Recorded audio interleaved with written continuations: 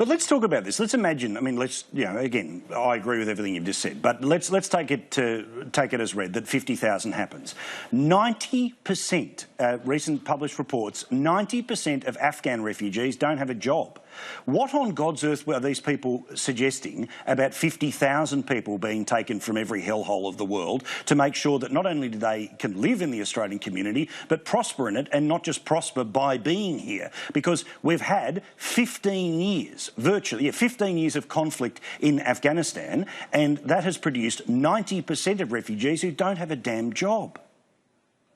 Well, for many people, they won't be numerate or literate in their own language, let alone English. And this is a difficulty because the Greens are very close to the CFMEU, as obviously the Labor Party is, and their affiliations with the union movement obviously are well known. Now, these people would be taking Australian jobs, there's no question about that. And for many of them that would be unemployed, they would languish in unemployment queues and on Medicare and the rest of it. So there would be a huge cost, and there's no sense in sugarcoating that. That's the scenario. Now, we have a managed program at the moment. It's $13,750 a year that we bring in through the refugee program, but we don't bring people, and we will not settle people who come off boats. Now, one of the little-known policies that Labor's put forward in this election campaign is that they want to double that number from 13,750 up to over 27,000 people. Now, that's to try and buy off the left and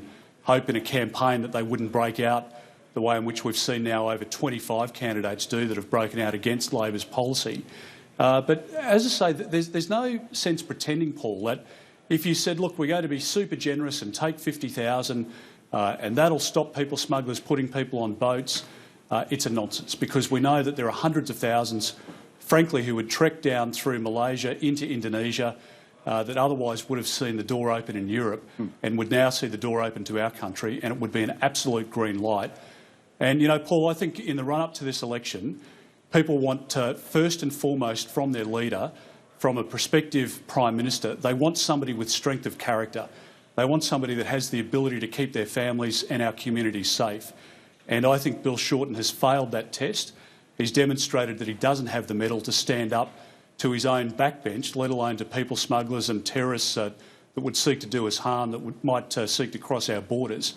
And I think Malcolm Turnbull demonstrated again today that he has the ability, the absolute determination to make sure that we keep our borders secure, and if we do that, we can keep our communities safe. But again, look, I don't think there's any doubt to anyone who's paying attention here about just what the lag is happening inside the Labor Party. The fact that the only way they were able to get to a turnbacks policy was, as you say, to double that refugee intake to 27,000.